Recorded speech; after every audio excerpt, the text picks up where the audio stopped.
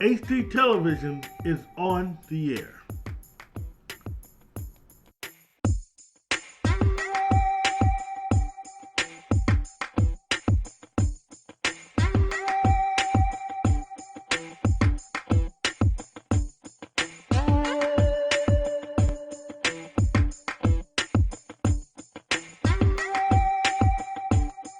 Welcome to the Author's Corner with A.C. Campbell.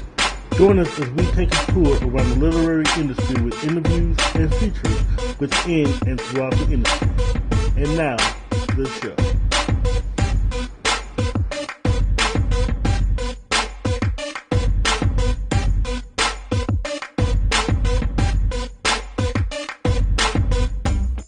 Welcome to an all-new season of the Author's Corner with A.C. Campbell. And you know, as always, I am A.C. Campbell. As we start off with each season, we always start with something new.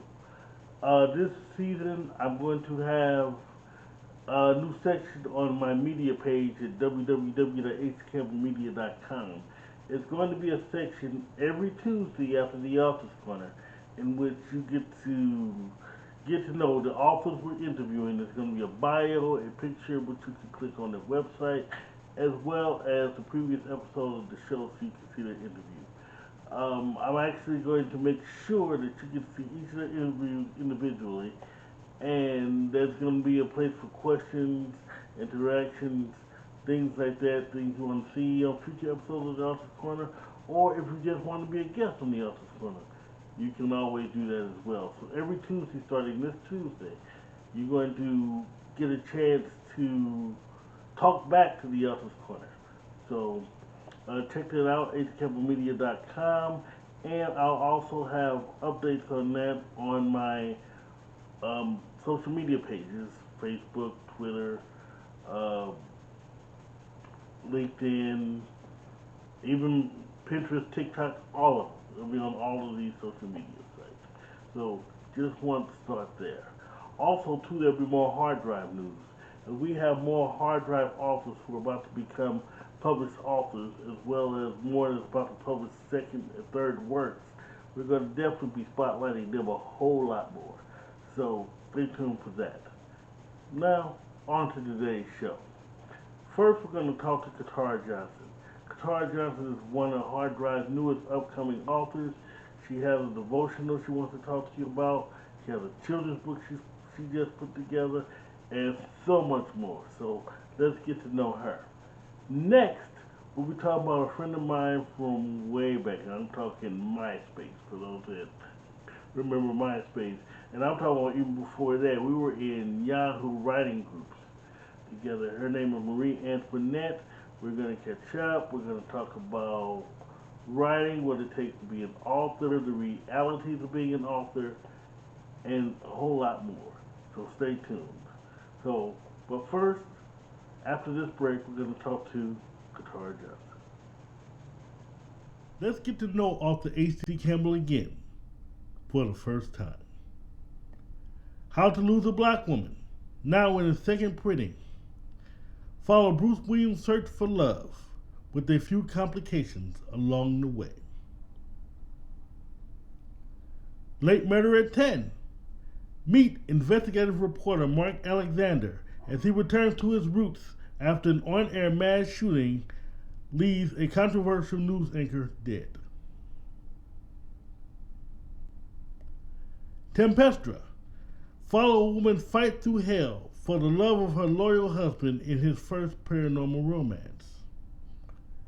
You can buy his books on Amazon, Barnes & Noble, Apple Books, Kindle, Nook, your favorite bookstore, and more. You can also buy books at www.atcampbellpro.com or www.harddrivepub.com, as well as get to know A.C. Campbell through his personal blogs and more.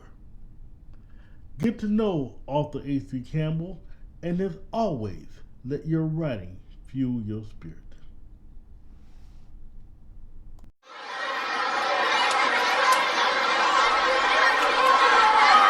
Get to know Hard Drive Publishing's youngest author, Eddie D. The Awesome Times. Follow a school newspaper as it investigates the mystery of a robbed sushi store and read other stories along the way. A unique concept from an extraordinary child. This will not be the last of what we hear from this talented young lady, so stay tuned. But for now, pick up your copy of The Awesome Times at your favorite bookstore, Amazon, Barnes & Noble, Kindle, Nook, Apple Books, and more.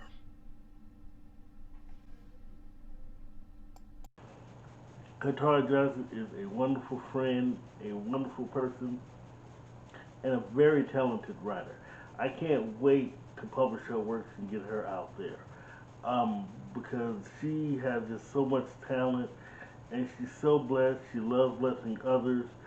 And with the upcoming devotional and children's book coming, oh, she's going to get ready to bless so many other people. But first, before she even gets out there, let's get to know her. Welcome back to the Author's Corner. Our first author is going to be one of Hard Drive's newest authors. She is, man, she's been a friend of mine for years. She has a good devotional, man. You're gonna love the devotional when it comes out. It's full of great wisdom, a lot of great words, and she's also got a children's book. But see, she's got all these talents. You know, she's also been a radio host. She also promotes other authors. So let me shut up talking and let's get to know Miss Katara Johnson. How you doing today? I am doing well, Henry HD. Excuse me. How are Oh, you? you're fine. My government name is fine. You call me either one. There's no problem. Oh, okay. So I want to start from the beginning. Actually, I want to say this one more time.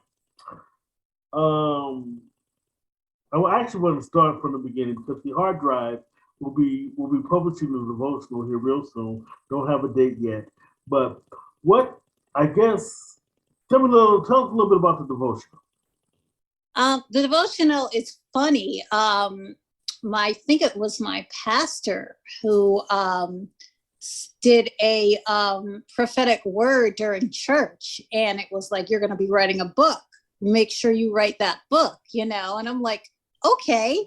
And at the time I was playing around because I love paranormal fantasy, especially those of you who know, with a heroine, a Black woman heroine. I'm going to read it.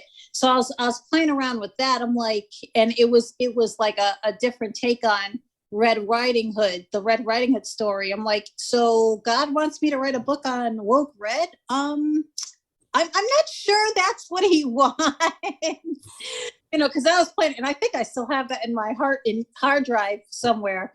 But I'm like, you know what? I did finish that book, but I didn't have a feeling that's what he wanted me to write. So I was like, okay, there's something else God wants me to write. So when I started doing what I wake up and I pray, and I started writing in my journal probably like 3 or 4 months later, or maybe 5 months later. I was just, waking up, thanking God, doing my spiritual, I don't want to call it a spiritual routine, but a spiritual routine, sort of. And I just started writing down what I heard from God. And then I'm like, wait a minute. Some of this is not just, I knew it was not just for me, it was for other people too. And that's where that book started. And then I typed it up, and then I reached out to you. I think I reached out to you about another book that I had published, another paranormal book I had. Woke Red was getting edited. And I was asking you questions about that. And then I'm like, well, let me reach out to him again about this book. And then that's where it started.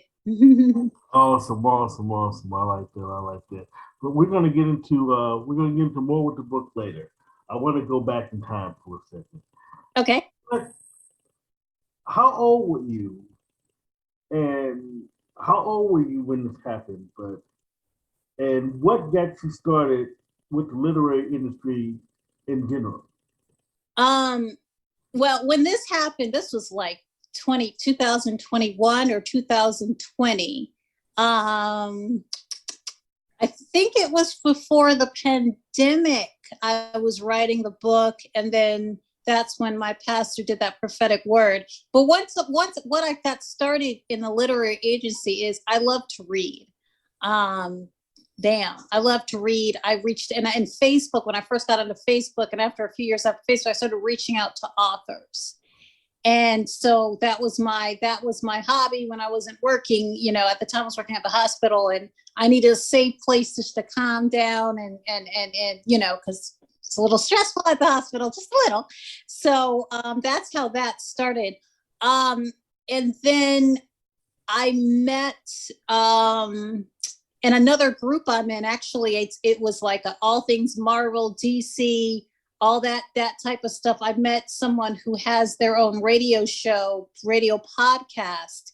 And I started talking on and getting interviewed. I started just calling into their political show because I was into politics at that time, or I wasn't, but I knew a lot, you know.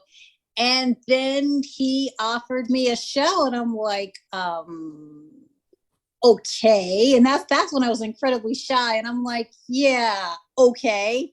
And one thing came to another. I turned it into interviewing authors because it was easy for me to do. I love talking about books. I love, you know, indie authors. I love, you know, giving them their praise and their props and picking their minds. And that's when I had my podcast. And so that's where that started. And my promoting side hustle, I started that actually just because I like doing it. And I was still at the hospital at the time. So during the downtimes, I'd promote it. And then I started, I guess you can say I started getting trained to do that, so to speak, because I worked for somebody else. And then I started my own little side hustle after that. So that's where all of that came. All of that came from just me, my love of reading. For those of you who don't think you can do something with your hobby or what you love to do, you may want to think again, because that's how that started, you know, and I'm here, and, you know, and God used all of that and knew that this would be something that I could do.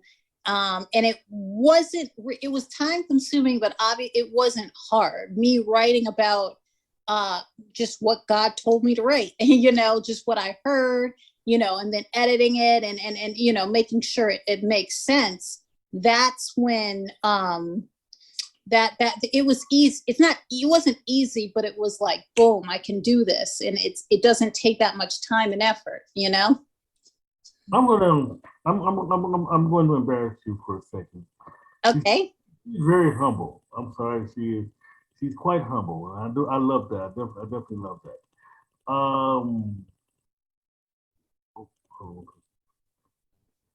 Sorry about that. She is very quite humble. I want to show you guys something here for a second. She's always putting other authors. You guys can't see my phone, darn it.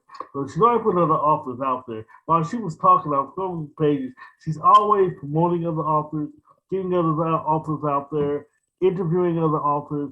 And then now she's about to get her own books out there, and people are going to be doing the same to her.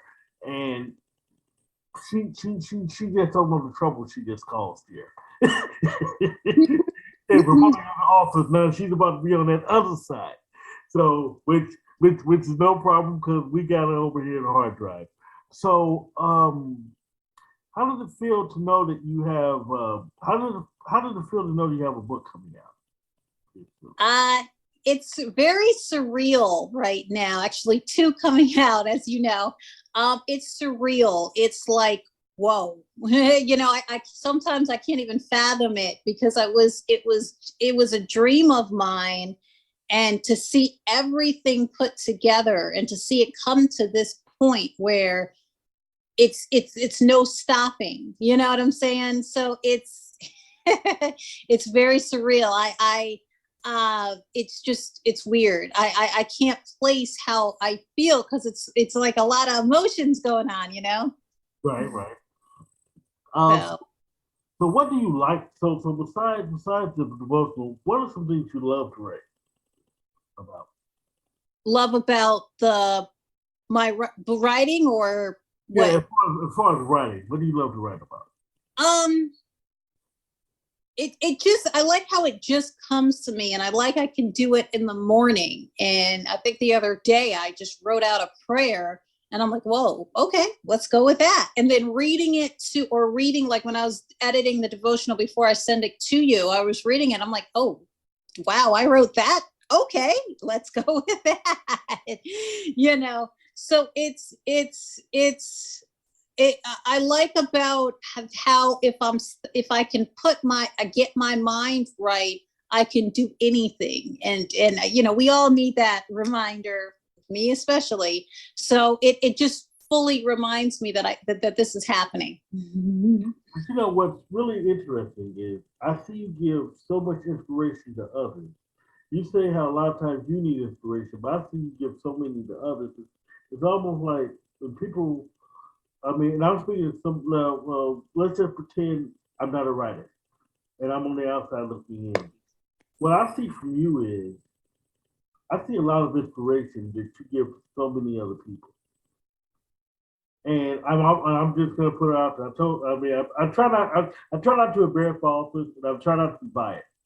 But I have to tell you, she's one of the most nicest, most inspiring people you can meet. She's always checking in on you. She's always, when she asks about the book, she asks you how your writing's doing. She's always got, if you look at her Facebook page, she's got somebody's book on there. She's talking to someone about their book. She knows she's very connected to the industry. And on top of that, being a nice person, I can't, you know, I like I say, I couldn't made a better choice for you to come into the family, pretty much. Oh, thank you. Thank you. I'm honored. I'm honored to be a part of your family, your creativeness, your projects, I'm honored to that. This is great. And you have like a variety of authors I saw and different aspects of that. And I like that. I like that you have the variety. I like that you as a publisher, you're my first publisher that I went to, and you make it easy. You make it real easy, and it's great. I've heard publishing stories from other authors. Not I don't want to say horror, but they didn't have good experiences. So when you come to me, when we're talking and we're discussing stuff, it's like, oh, okay. I thought it would be, I knew you were a great, a person, just from your posts and everything, but I thought it would be more like, not, you weren't what I was expecting, which is a good thing, because I thought I'd have to be like, okay, let me stop and think, should I do this? Should I not do this? Is he going to take this? So you make it easy. And I thank you for that. Oh, no problem. There's no problem at all. Actually, honestly, you guys are the ones that make it easy because I just take your books, I publish them, and put them out there. It's you guys that make the books worthwhile. And I mean, I'm just proud to have you. But enough about me. Enough about me. I'm trying to get back to you. You have a children's book that we're working on as well. Tell us a little bit about that. Yeah, shout out to Navi for that, for being my illustrator. And I do have some. Wait, before you continue that, yes, we're talking about Navi Robbins. Shout out to you, brother. You're a great book cover, especially a great graphic artist. Shout out, brother. But go ahead. I'm sorry. Go ahead. Yeah, I was actually talking to a close friend of mine, and she's a prophetess, and we've been friends for years. And we weren't even talking about books or whatever. I was talking to her about how I was switching positions at my job, and just I was worried about that for a little bit, and we were talking about that, and she just came and said, I see you writing a children's book. I was like, wait, what? And this was during the pandemic, or near the ending of the pandemic. And I'm like, what?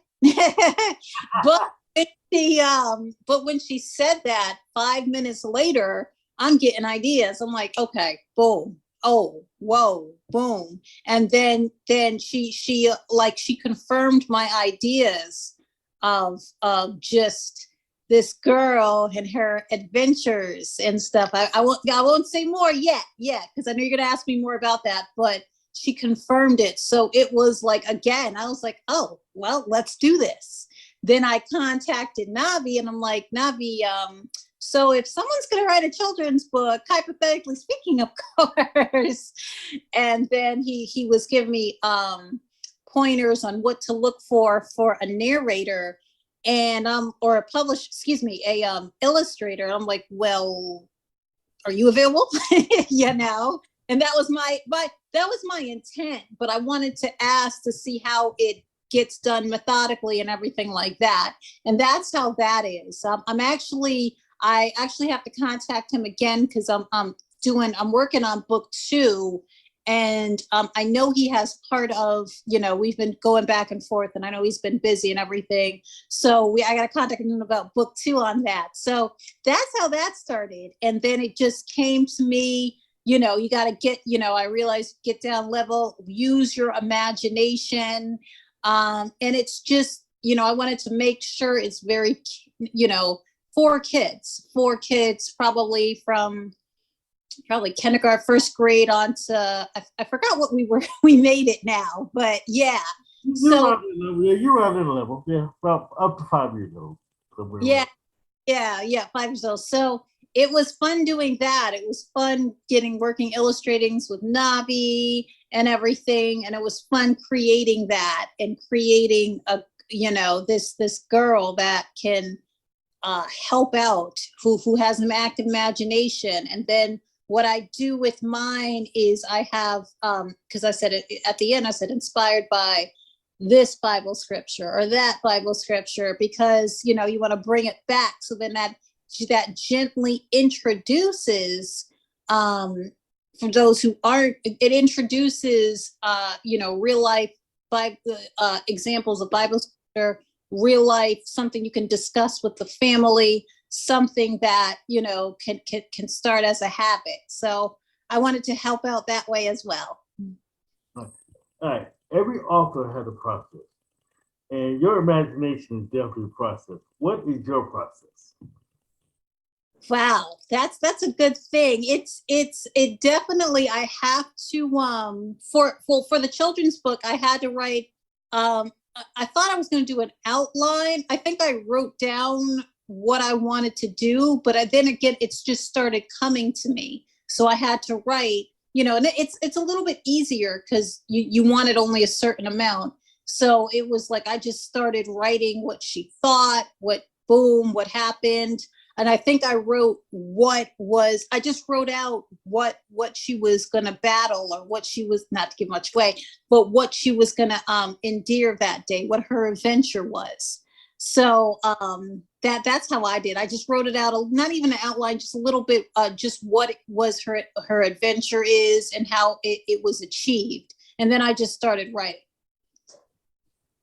Now, like both of us, you work full time. You have other hobbies. Where do you find time to write? In the morning.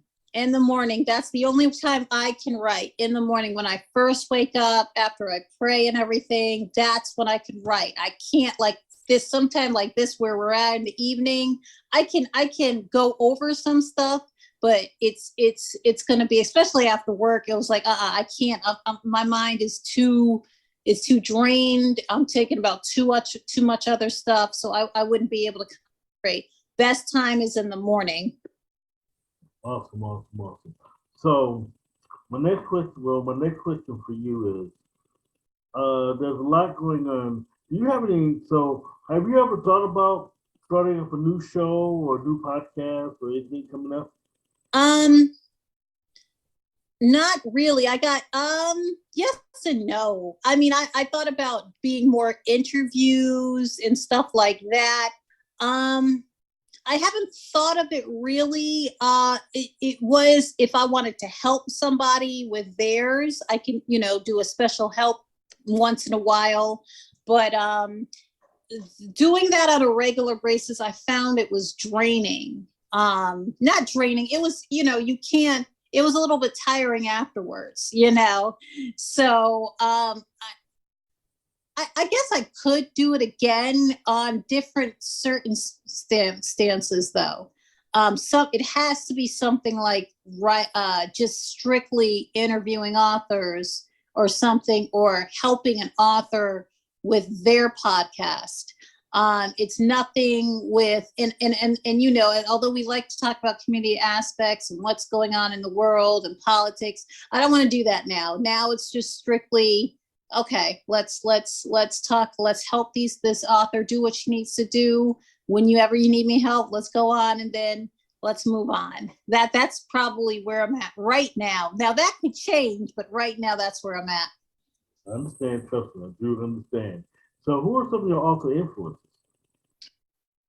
Not everyone, not everyone, but a lot of my author friends, I see them do that. I see on a regular basis, I talk to on Facebook, another promoter, shout out to Unique, who's a promoter.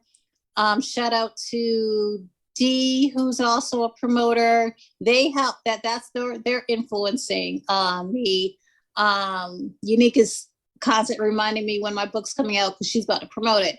So those are my influencer, those who are going to, and then authors are asking me, and I can't, there's too many to name as far as authors who are my influencers. Of course, a certain author who's a publisher right now is another.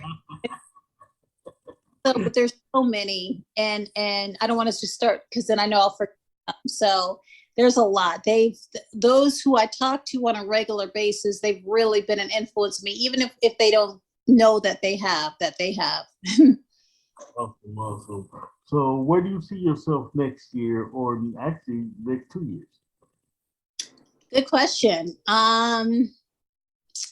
Hopefully just a lot of hopefully talking with others about my 2 books coming out, and then getting my 3rd book I think I gave to you about writing a little bit more. Next few years, I'm hoping I can go with the success of my books and my health coaching business that I'm actually very new to. I can go down to part-time as far as working, and then concentrate more on that. I want to also travel, do book tours and stuff like that, and meet other authors, in that, the book conventions and stuff, because that was fun when I went as a reader. Another thing is I want to be on panels and help other people achieve their writing goals. So that's where I see myself in the next 2 to 3 years. Now, I can't wait to set a lot of those things up. I do have some things I am setting up starting next year. They'll be slowly coming, but they will get there. We're gonna be doing a lot. We're all gonna be doing a lot of different things. So nice. Okay. It's gonna be a ride. We just gotta buckle up for it. That's not a problem. So, right. My next question: what are some of your, if you have any, what are some of your weaknesses? Right. So I didn't hear you. What are some of your weaknesses in writing? Weaknesses that I have, honestly, procrastination, just knowing what I need to do and not doing it. That's one. Another weakness is if I don't write something down, I will forget it. And then I tell myself, oh, I'll just remember. If I'm not putting it in my phone or writing it down in a notebook or sending me a reminder, I'm gonna forget. So that's another weakness there. A lot of it, and honestly, sometimes I'm a little like, can I really do this? And I'm like, well, what if they don't like it? Well, you know what I'm saying? So I get a little hesitant that way. So I would say that's some of my weaknesses. Well, this is the part where I would normally ask people how they get to know you. I'll let you answer the social media part, but I'll tell people this part. Um, over the next few weeks, she's gonna have a page in the hard drive site, and I'm also gonna start working on different author pages, separate author pages for each of the authors. So be on the lookout for her page on the hard drive site as well as her own page coming up here soon. But how else can others get to know you? Oh, okay. I'm on Facebook, Katara Johnson. Hit me up there. If you really want to contact me, I would say contact me there or message me there. I'm going to check that first because I'm constantly on Facebook. My email, katara34465@gmail.com. That's a way to reach me up. That's a slower way. I don't check it as much as I do when I'm on social media. So those are the best ways to contact me. Any questions or anything like that? Awesome, awesome. What do you like to do when you're not writing? What do I like to do if I'm not writing, you said? Yes. Read. Read. Let's see. I like, be on social media. I like to I like to travel. I haven't done so recently and everything, but I like doing that or planning something like that. I used to like going to the movies a little bit more than I do now. So that it just getting out and relaxing I like to get out and relax with friends whenever we can because we all have busy schedules and stuff. So that's what I like to do as far as other than writing. Awesome, awesome, awesome. So now we're getting to the part of the show where I normally I see I won't want to give away any spoilers, but there's a little sequel to the children's book that haven't come out yet. Are there any more tidbits in your future? Yeah, that's going to be an ongoing, excuse me, excuse me. That's going to be an ongoing series that my children's book is going to do that. And be prepared. I like that. I want to, keep our younger generation. I want them to see that we can achieve anything. So that's going to be that. As far as my devotional, I know I gave you another one. I think I'm working on another one. I have one saved, or it may have gotten erased by accident. So I'm working on that. I am working more on my devotionals as well because, and just see where that takes me, where God's leading me to that. I know He has more for me to write. So I'm working on those too. There's going to be a few. I do have a Bible study. Oh shoot, I don't even know where that is. That's on the old computer. I have a Bible study that I wrote, and first I need to know where that old computer went. But so I don't that I have something to do. I need something to place to go. I need to finish that up as well. So there's a lot of things in the making. Awesome, awesome. So now we're at the part of the show where I give you the spotlight. Where I give you the final word. You can give shout outs. You can give words of wisdom, but whatever you want to say, the floor is yours. Okay, let's see. Just thank you for having me on, and thank you for taking me on. Behind the scenes, you did a lot. You're helping me a lot, and I very much appreciate that. Shout out to just everyone, all my authors who are pushing me to do this. Shout out to my friends who just got behind me when they didn't really know that I was writing, and they just like, well, good, So shout out to all my friends who were there.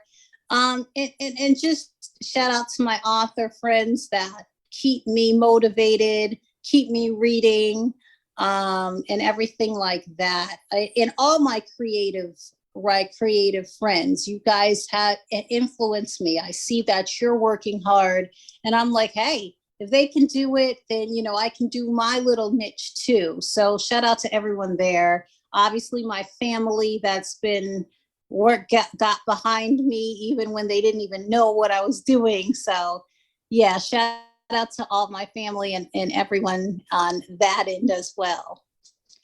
Thank you so much. And don't forget, you can get to know her on my media page, also on the website, where you can get a bio and a link to her hard drive publishing page, as well as stay tuned for news as I announce when the book is coming out and a cover reveal coming soon. Next, we'll be talking to Marie Antoinette about life, being an author, and what it takes to be an author. You can now check out past Authors Corner episodes on our media page at www.accampbellmedia.com, where you will get news, features, blogs, book reviews, and updates from our sponsors. That's www.accampbellmedia.com.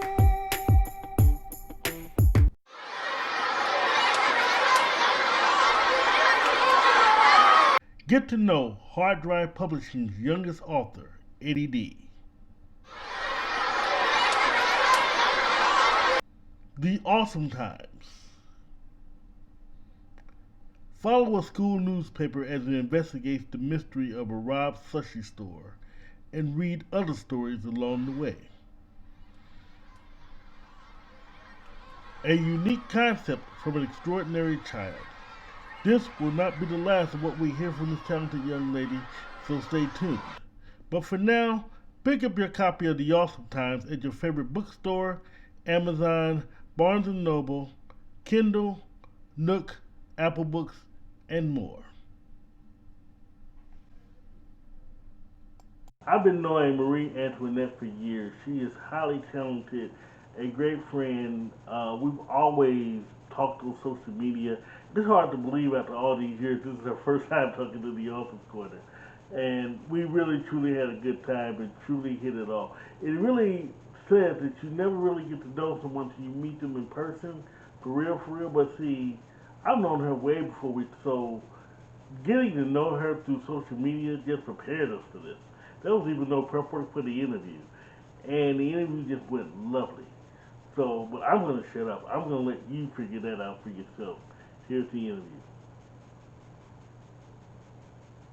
So, welcome to the Authors Corner. You know what? I do want to say that me and this lady's been friends for years. This is her first time doing Authors Corner. I mean, it's almost a crime. I just want to say it's almost a crime. But I'm glad that you're here now. How are you doing? I'm wonderful, and likewise, it is. I feel like it's almost a crime, but it's well understood. You mentioned something on one of your reels a couple of weeks ago where you built your own table. So, with that being said, when you're busy building your own table, you notice and you see people, but you don't always have time to stop and chop it up. And when the time presents itself, as it has with us right now, we take advantage of it. That's what I'm talking about. Okay. So, but you know what? I'll tell you what. When you talk about building the table, I mean, like I said, I know I built the table, but you know what? When you sent me this information, you built a long table. We got a lot to talk about today. And I don't even know I know where I'm going to start, but you know how you don't know where to start, but you're going to start it anyway? Just jump in, just start. I'm just going to jump in from the beginning, exactly. So, you do clothing, you're an author, you do editing, you do so much. I'm just going to tell you let's start with the writing. I'm just going to start there. Okay, yes, let's start with the writing. What was your first influence as a writer? Walking past my mother's room daily and just seeing her sit in her room, she was the truest definition of an introvert. I saw as a child growing up, and she was always busy with her head inside of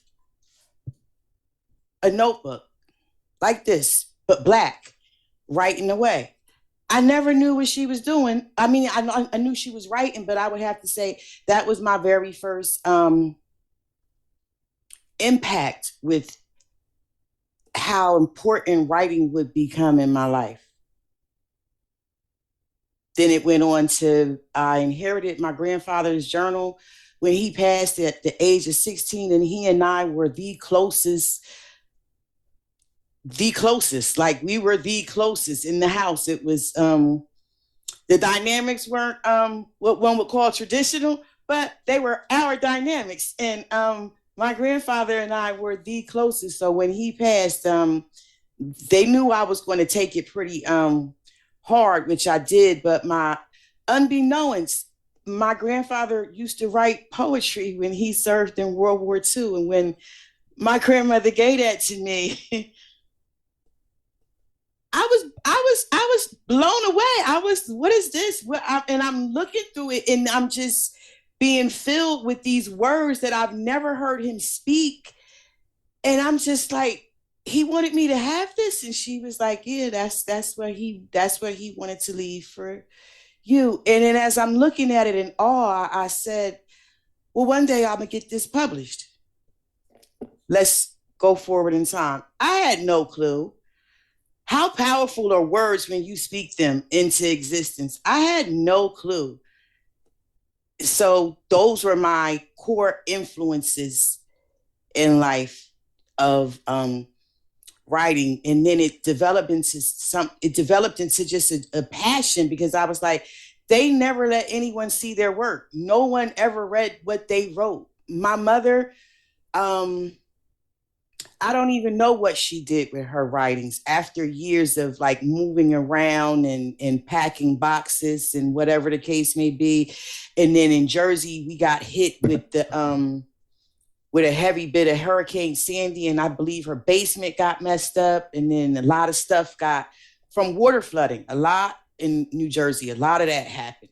And I think a lot of boxes got destroyed. And instead of looking in them to see what was what, after years, you just throw them out. They didn't mean anything to her, I guess, over the years, but who knew I would want to read them after the years, or whatever the case may be. So those are my core influences with writing. So true. I'm glad you brought up your grandfather's journey. I was actually going to ask you about that. Because I was actually going to do a follow-up question, which you already answered. How did that influence your writing? And I'm telling you, and like I say, as I'm reading this, it brought you to 20 plus titles. I mean, 10 paper, but man, all right. How did we get from there to your first published book?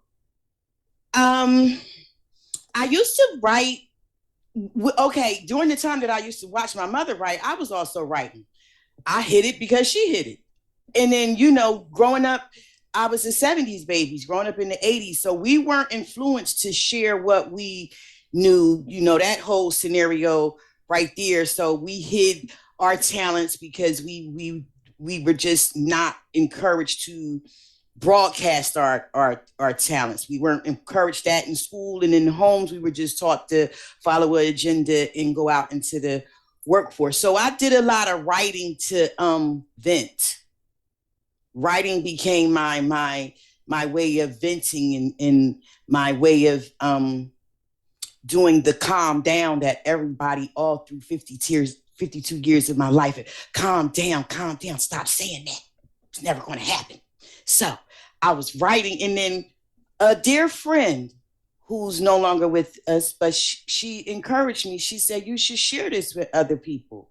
Like, you get my attention. So, and she was saying, I don't even like to read or listen, but you get my attention. So, and then that went into, I would say a shift in my life where I became happier and confident. And then I penned my first book, which was a memoir, A Girl Named Job. And I released it with the Vanity Press.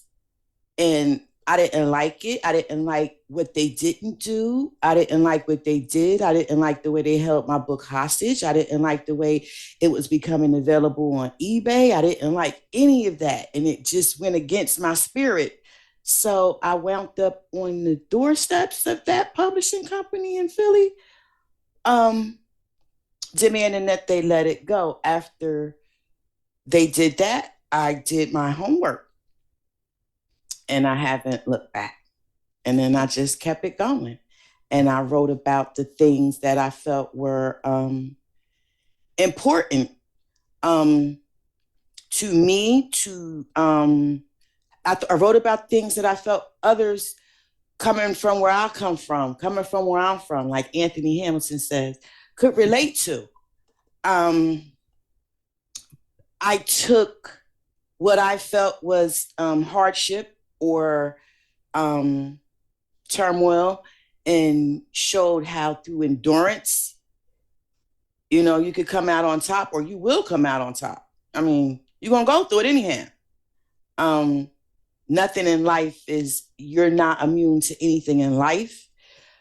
I've written awareness pieces for our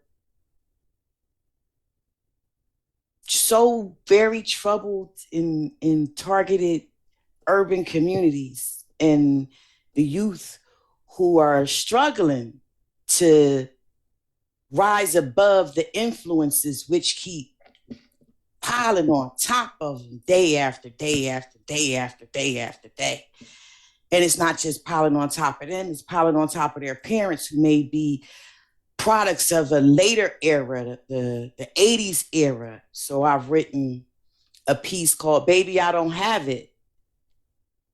For that group to know that you gotta have it. You gotta have it. You have it for everything else. You gotta have it. Because me coming up in my era, the things I did to have it, I strangle my kids to death. So the generations keep getting more bold and more daring, and the restraints become looser because that wisdom is somehow getting lost. It's not being applied. It's not being picked up on until it's too late. So although I write fiction and nonfiction, and I've written a memoir, I've even written a how-to for aspiring authors, because with the 20 plus titles there, after the 10 are other authors, and you can sit with someone and you can talk with someone. I'm quite sure you know this. I'm quite sure. I'm quite sure you've experienced it, endured it yourself. You could talk to them, you can outline it, you can tell them, you can show them, but until they experience it, they just don't pick up on it. And in the book I wrote, So You Want to Write a Book,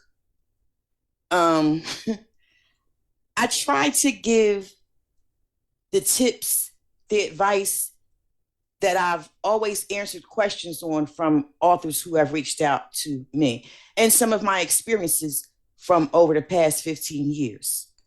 Just to give them a real candid reality of, if you really want to ask yourself, do you want to write a book or do you want to sell books? It's a big difference. It's a lot of people. That's a huge difference for that. Yeah. Right. It's a big difference. Do you want to write a book or do you want to sell books? Do you want to pay for?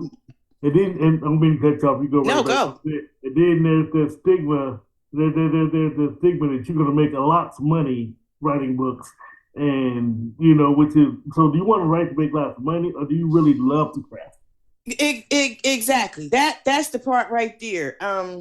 And from my experience I would say the 10 years that I said that I would do the publishing for people, I've come to see that some people say that they really love to write,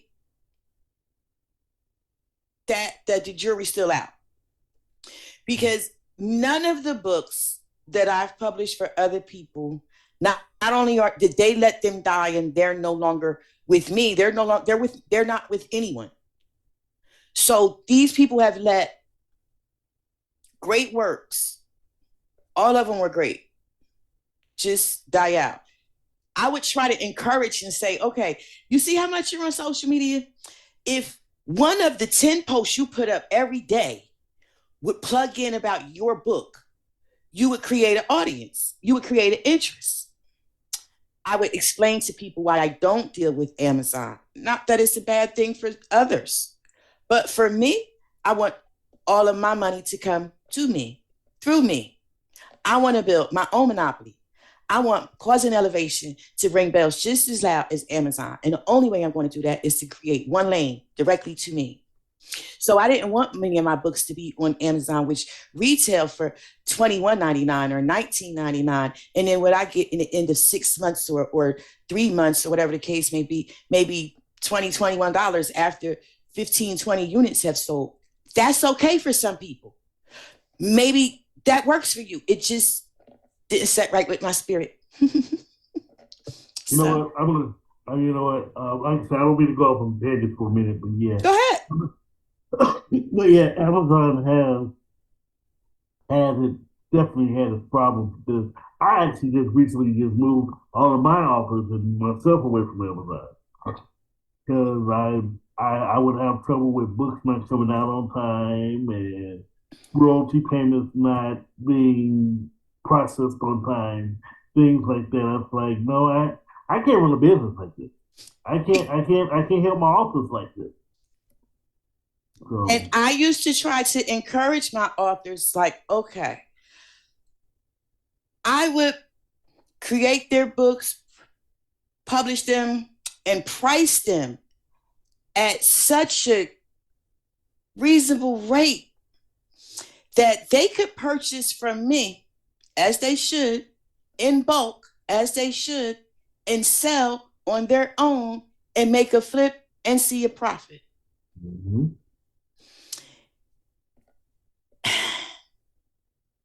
And then when the contract dies out and you don't want to revise it, you don't want to renew it, that's fine. That's okay. Here is what you are entitled to. And then years later, here comes but can we, okay, we got to do another contract. Mm-hmm. Okay, you see that when you Amazon won't take, you don't have an ISBN number. I've explained it to you that if whoever owns the ISBN, I asked you, I even offer the liberty of when we begin the project, here's where you could buy your own ISBN number. You could give it to me. Now when it gets published, I'll put it together for you. I'm not a publishing house to that degree where I want to eat off of your money. I want to help you get what you need so you can later on take this on for yourself and be just as productive with your writings and your business as I am. And nope. So works die. And then they learn that, oh, when you did get somebody to put it on Amazon, because here comes the new person, the person who's watching saying, they wouldn't do it for you, I'll do it. Okay, go ahead. Okay, go ahead. Now, when you see that they have your book in a chokehold, you can't get none of it back because you allowed them to do every aspect of it that you didn't know how to do or that you didn't want to humble yourself and say, okay, well, what's the fee for this, that, and the third? Because I'm giving you your files. I need all your files. Look, I had to clean my computer. I had so many files from so many people from emails and this, that, and the third. Oh, I want you to have your files. I don't want to hold your files. And if you pay for a design, it's yours. My name just has to come off of it. Right. And I tell people all the time, I was like, I have my own books to worry about, as opposed to trying to do stuff with yours. So it's like I'm basically just helping you get your books out there, your books sold. You know, as far as holding your books hostage and like I said, I have enough trouble with my own books. I have enough on my own plate. I have enough that I'm doing besides trying to hold your book hostage for something, or we get into the meat of the process, and then now here you go with somebody else. Well, go ahead. Now you still got to pay for what you still owe for the work that I've done, or I give you less back. You know it. So to nip that in the bud and put that in a nice little bow, I said I'm gonna stop doing that.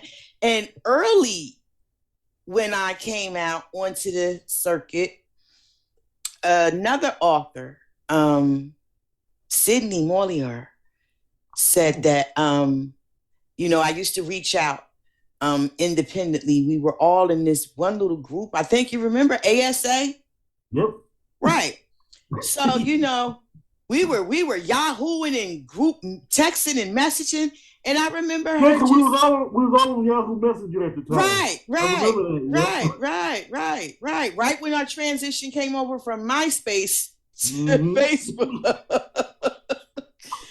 And I remember the gym said to me, where simply it just probably won't even be worth it because of the same things that we've just mentioned right here. People don't listen. People are in it for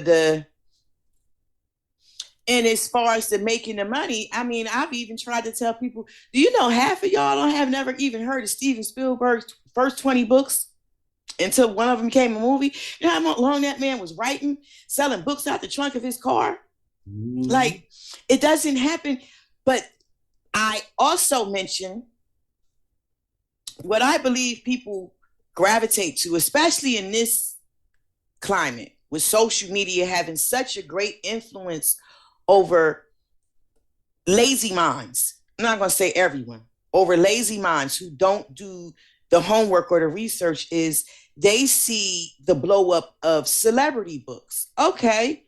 Any rapper A through Z who comes out with a tell-all, you're going to have a huge community purchasing that book, regardless if they read it. And more so, regardless if they're aware that author probably just told that rapper probably just told their story to a writer, a ghostwriter. Politicians, movie stars. I mean, we're in the world of social marketing as we are in the world of social media. Well, you just said the key word, ghostwriter. About 95, I will bet 95%, if not almost 100%. I'm about to say, I'm going to take it up to at least 98. Exactly. Yeah, usually ghostwriter. Like a DNA test, we got 99.99% on this right here. I mean, it ain't no possible way you wrote this. Right. You didn't write this. Okay. No way. So a lot of people get caught up in that. I had one aspiring writer come to me, and I had some magazines and some pamphlets laying around from that era when all of us shipped stuff down south and then to the bookstores, and then the bookstores shipped it back up to us, stuff back up to us. We were doing that big old mass mailing out thing, trying to get our name and our works known in other regions, because social media wasn't, what it is right now. Right. And they walked into my little office and they saw another well-known author who was blowing up in that window that we had of what people would call, what non-avid readers would call street lit. Mm-hmm. And they said, that's who I want to be like. And I knew right then and there that me and that person would never work together. Not because of the individual that they said they wanted to be like, but because you want to be like another individual, period. You don't know this person's story, what this person has done behind the scenes. You just want to be like that person. I got to tell you one of my biggest pet peeves really quick. You go back. Go ahead. My biggest pet peeve. You're going to be the next ... I hate that. Nope. Don't tell me that. I don't want you to tell my people that. Don't say that. You know what commercial I like right now that they're airing a lot is Morgan Freeman sitting down with Tom Brady reading the letter of a little young boy who Tom Brady is saying, you're not going to be the next Tom Brady, you're going to be the right. I put that inside of, let's see where it's at. I'm trying. Okay, this one right here. Don't aspire to be as anyone else that you see.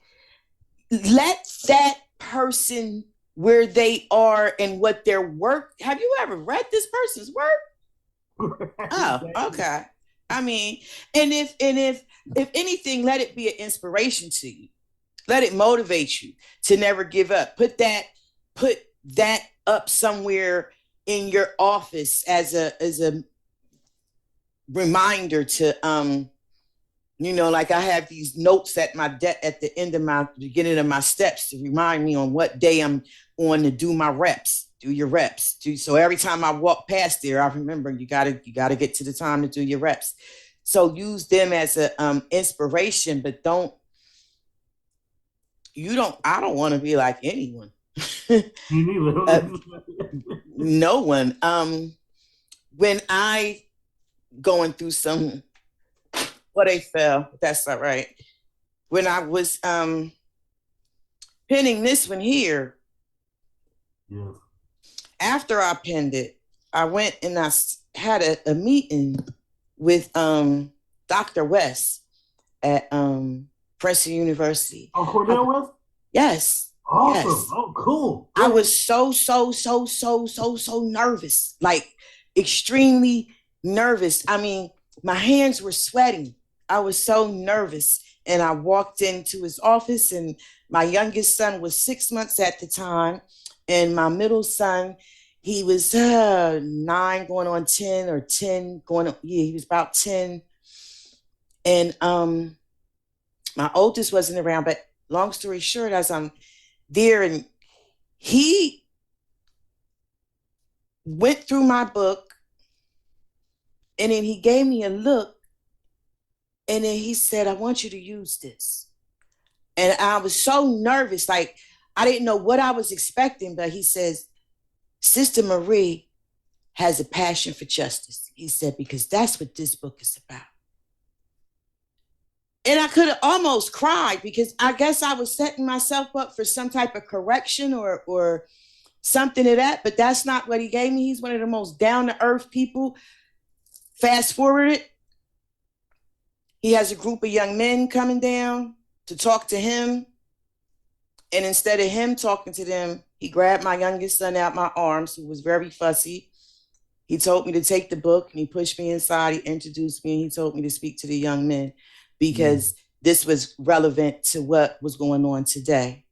My purpose for plugging that part in is this man is world renowned. And he treated me as if I were right there with him. Backstep, the person that this aspiring author wanted to be like wasn't that world renowned, but was known within the urban community, and wouldn't give them any consideration, even if they went to them and told them how much they aspired to be like them, because I was once that person. Mm-hmm. I think what Dr. West was trying to get you to understand is, no, everybody knows him, yes, but he's just like us. He's just like you. Right. No right. And I got that after that plugged in. It was the 9. It was somebody else there too, one of the producers from the Woo, and because my 9 at the time he was 10. He had his dreads came like midway down his chest, but the other guy, his came to his knees, and they sat off and was talking. It was a whole, and even Dr. West scolded me about not having my oldest son there, who was in school at the time. He was like, well, FaceTime him or something, but we didn't have time. But so the point for that all wrapped up into a bow, gonna wrap that up, is when people aspire to write, they have to have the passion within themselves to do it for their purpose, for the message that they want to get out, for the release that they want to share with others, not because they see it, because you don't never know what someone else's steps are going to be, and it may not be it in your path to take those steps. You may be set up for something else. You may be set up for something bigger. You may be settling to be a writer, and you may be set up to be a screenwriter. You may be set up to be a movie writer or something of that sort, which is a different level of writing altogether. So many conversations online about many different things, and it's just, I'm that type of person. I don't care whether I agree or disagree with the person. Great dialogue. Yeah, exactly. If the I other love person great has dialogue. something strong to say, I'm willing to go there. I'm willing to have a conversation. And you one of those agree, disagree, and different, but still have a conversation. And I love that. There's no need for us to, I mean, I just said that the other day. We don't have to agree. We could respect one another's perspective and views, though, and still be okay. That don't mean we have beef. That don't mean we ain't talking to one another. We just see things differently. But here's my other problem, though. Usually, a lot of times, especially in conversations, having someone I don't want to say this without being insulting to having someone speaking to someone with something to say as opposed to Always just saying something. right, thank you, exactly. So that's why I value our conversation. That's why I did a whole new page and had to invite, who I wanted in, because that old page was originally from 2009. So that's when we on the build everybody in, we Yes. coming in at different everything. And a lot of those pages, those accounts were deactivated. And for the most part, what you just said, a lot of them just weren't having anything of value for me to even pick up on. So that's why I said that's why I really enjoy invite the people who I know or who I felt had a balance.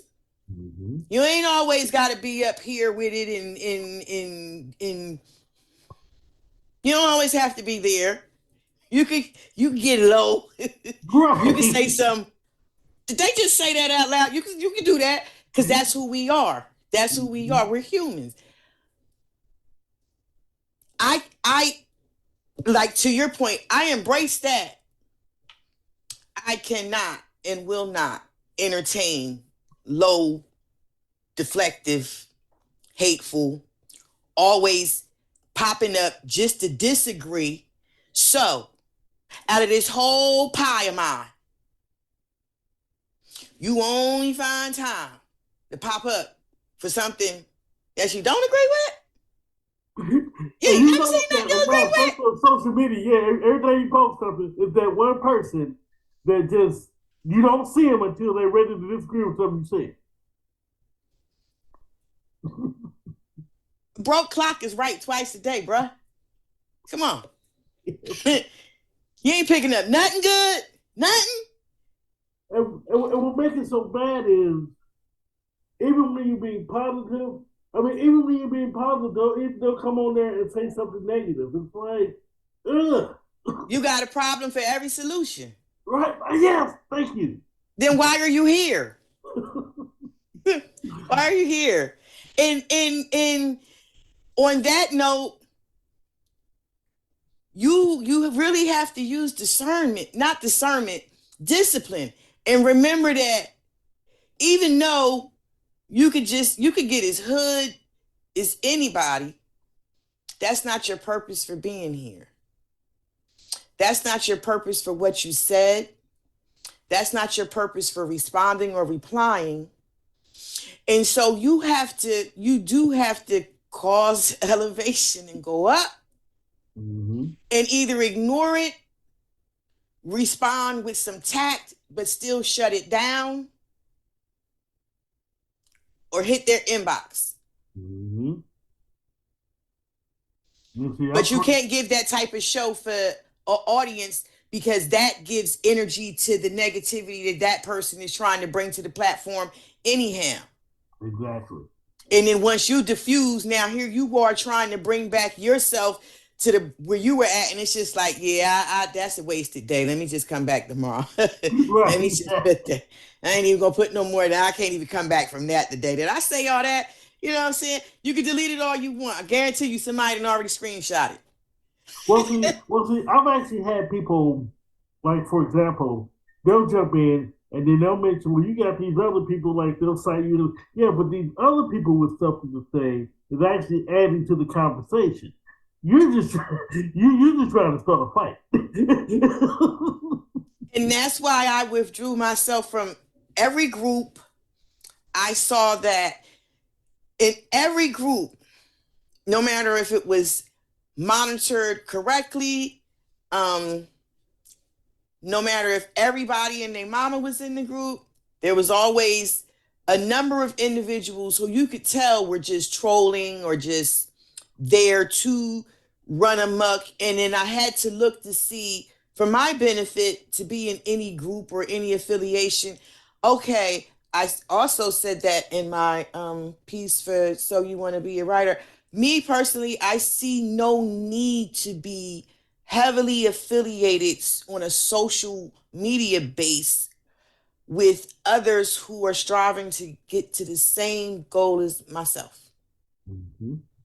So, in these groups, were we reaching any avid readers? Were we reaching any new readers? Were we reaching anybody who was reading at all, or were we just going back and forth in a pot stirring our own information? And when I would look sometimes and take the time to see, even on my own page, it was just either deactivated accounts, or you could tell it was a sponsored account, or you could tell it was a spammed account, or there was no one.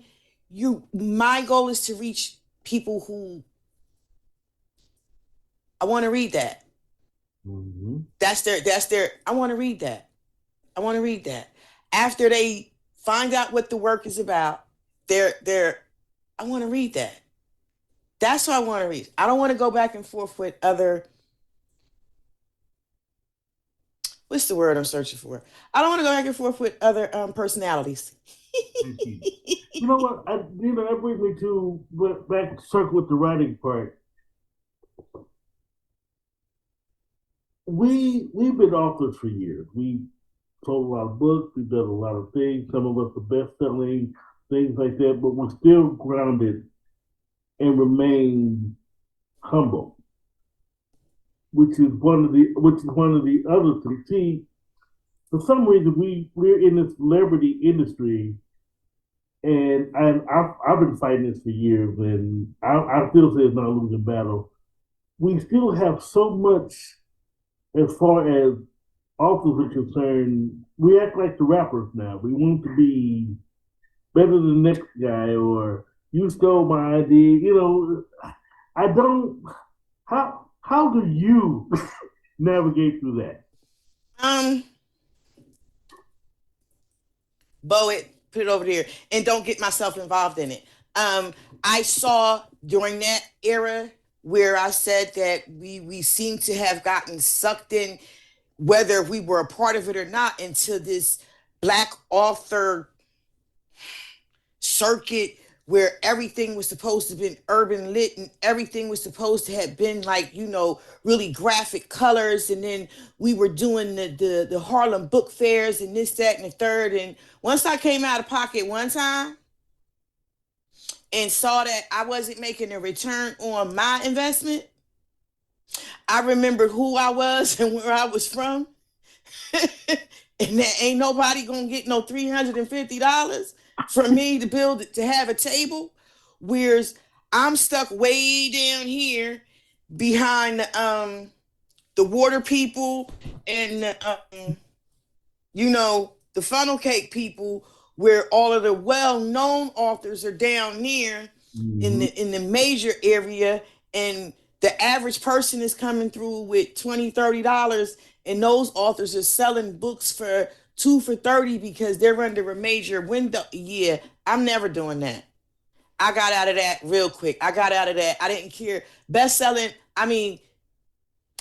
sincerely, for anybody who's received any accolade from any group, that means that your work spoke volumes to someone in some measure. So for any accolade anyone has ever gotten, hats off, and keep progressing, keep elevating. I don't compete for that though. If I get it, I get it. You know what I'm saying? For me to look at where I'm at today in 2022 compared to where I started at in 2007, oh yeah, I can tell you which one of my titles is bestseller. I don't need to put that. I don't desire to put that on a cover of my book, because that's still in a sector the world doesn't know about my book. Until that happens, I can't say that I would want to broadcast that. What Dr. West said, I love that.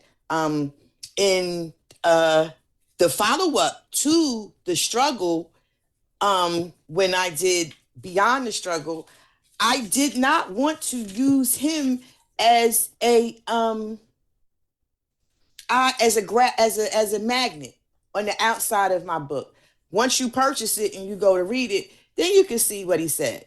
I like that picture. That's after the fact, because once you've gotten through the first one, then of course you're gonna. So no, I don't want to compete with authors. I didn't like that thing. And I have one author friend, and they'll ask me, every now and again we catch up, and we've 15 years and counting, just like you and I. It's 16 years and counting, and sometimes they'll ask me of a name of an author, and I'm like, I don't know that person. I don't, because I don't, because my goal is to reach people who want to read. I want to reach institutions where the books are going to do good. I want to tap into the young minds to give them something to think about. I want to connect with all of us who have gone through everything that you can possibly think of, and let them see that, yeah, guess what? Somebody else went through the same thing, just on a different page. Mm-hmm. It ain't just you. And you could still be abundant. You can still be abundant with that. Because I know from my first work, from the first work, A Girl Named Joe, so many people. This book has grown legs and walked away from so many people, and I have had so many reorders for this right here, because number one, just like you just stated, within the writing community, it was so much back and forth and this, that, and the third. Within a small community like where I hail from, the town, that's what we call it, you can always tell a native Trentonian, because everyone else pronounce it Trenton, but it's Trenton from the town. It's Trenton. We could always just look. If you say Trenton, we're looking at you like, yeah, okay, how long you done been around here? I'm not even from there and I pronounce it Trenton. I don't do, Yeah, there you go, Trenton. You've been around some Trenton folk. You know some Trenton folk. But it's just so, they have, it's that, I don't know if it's an adage. I don't know how old it is, but there are so many people who, because I will know they purchased the book, they won't purchase it. They'll wait until they see it with someone else, and then they'll walk off with it. So we often shoot ourselves in the foot, because someone has something good to offer, but you're in a space where you just can't. Yeah, that's across the board. That's in our community. We don't want to. I don't even like to be addressed as an author. Like a lot of people say, you're an author. Nah, I'm a writer. I'm a writer. Anybody can be an author. Anybody who produces a book can be deemed an author. I don't mean to sound haughty, but I'm a lot more than an author. No, I'm being totally honest with you. I very seldom address myself as an author. Yeah. I mean, I've written books. I am a writer. Right. But because anyone now, honestly, anyone and everyone now can be an author. They can call themselves authors. They can. It's not it's not as rare as it was back in the day when we were starting. And I'm gonna tell you, and I'm gonna tell you guys, and you right now, to where when we got started, there was no competition. I actually interviewed another mutual author friend of ours last year. He talked about how they used to go to shows. I mean, and they used to have to sleep together, and men and women in one hotel room, because that was all they could afford. But basically that's how they had to do it, to and no competition. There was no jealousy there. There was none of that. Social media in a whole has has had, I can say right now today, it has had more cons than pros, because the non-thinkers and the ones who wanted overnighters who would otherwise be, their hands would be forced to sit down and do the legwork. They now can go to a keyboard and the click of a button and create people to do this and do that.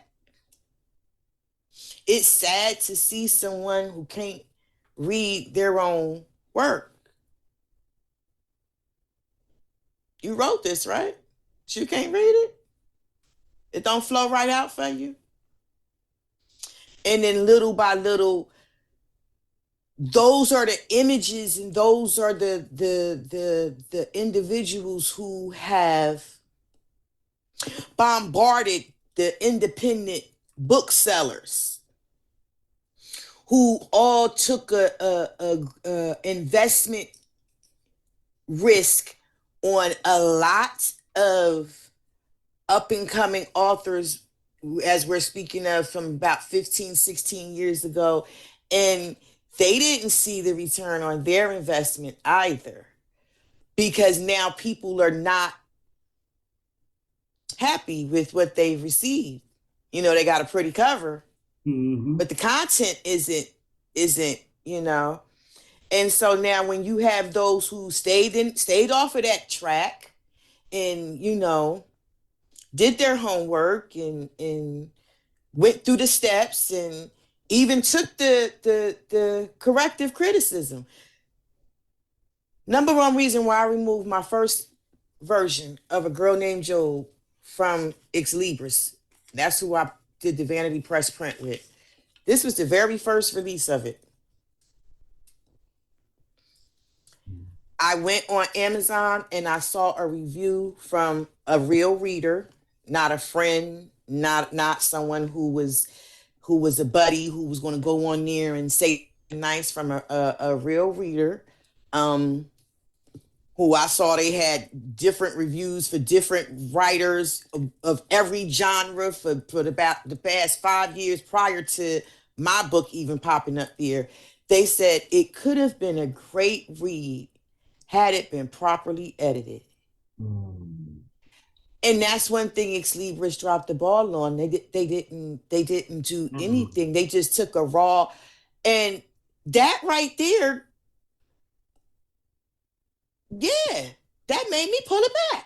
I wanted to do it better. I wanted to do better. I couldn't accept that. You know, that's one of my biggest fears. There's one. I haven't gotten one yet, but I haven't gotten one yet. But I don't mind a bad review, but when I get a bad review saying poorly edited, thank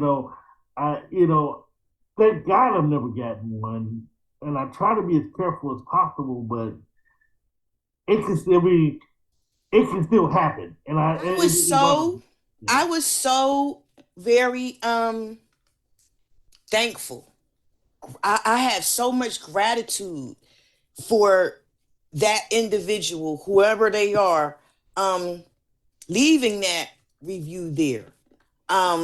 Whereas others who may have wanted to make me feel good, or who just knew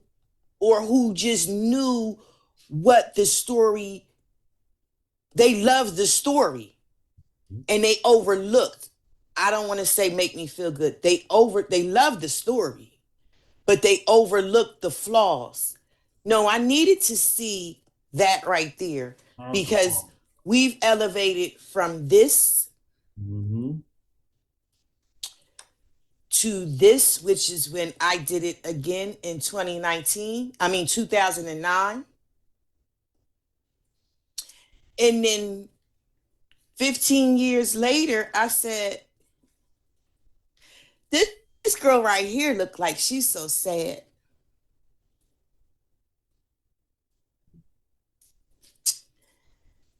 I have to let people see the real purpose of A Girl Named Job and disclosing all of those embarrassing things. You know what? Well, let me go back and let's retract now. So now I really understand now. Someone has to tell you. Yeah. So I now I understand to the Would point now never where have, I don't believe, okay, 15 years later, yes, I probably would have um, still ended up here. mm-hmm. However, A Girl Named Job, just the first one alone, became one of my best selling titles because I did do it over 2 years later.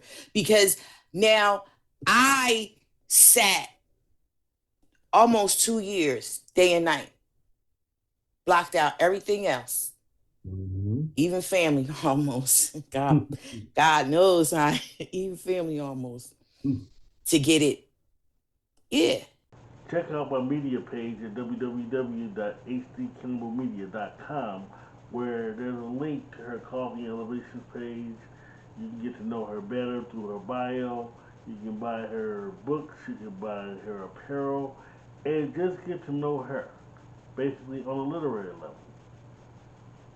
So, but next, we have HD's 2 cents. Let's get to know author H.D. Campbell again for the first time. How to Lose a Black Woman, now in its second printing. Follow Bruce Williams' search for love with a few complications along the way. Late Murder at 10.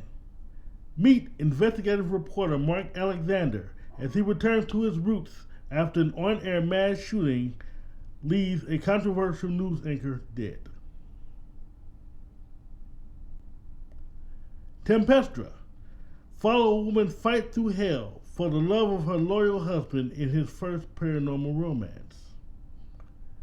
You can buy his books on Amazon, Barnes & Noble, Apple Books, Kindle, Nook, your favorite bookstore, and more.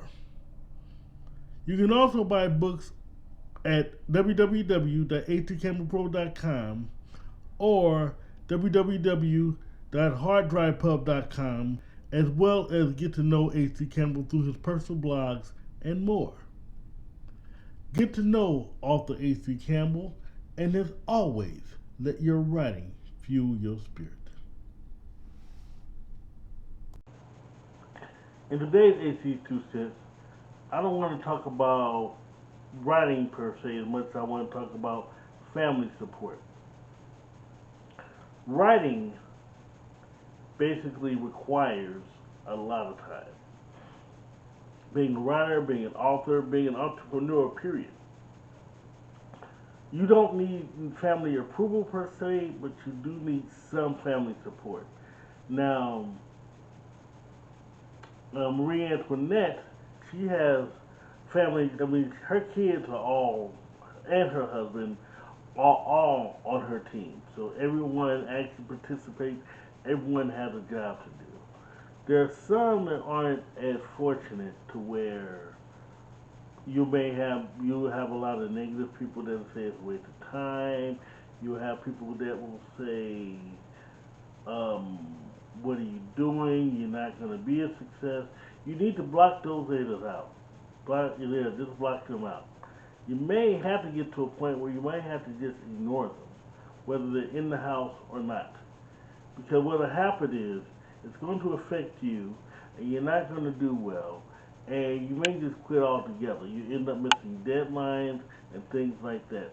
I've actually had a former relationship where that almost happened to where um, someone actually tried to push me away from it, telling me it's a waste of time. Even though I've already published several books and have done a lot of things, it was more of a psychological thing. And that eats up your time, that messes up your deadlines. It can ultimately destroy your business as well as your business relationships. So beware of that. If you're being a productive member of society and your family is still harming you, then it may be time to go it alone. If you have a significant other that's slamming you, it may be time to go at it alone. Because I'm going to tell you, in the long run, success is the best revenge. Well, that's it for the Author's Corner. Stay tuned next week when we have two more authors. Peace, love, let your writing fuel your spirit, and as always, God bless you. I love you.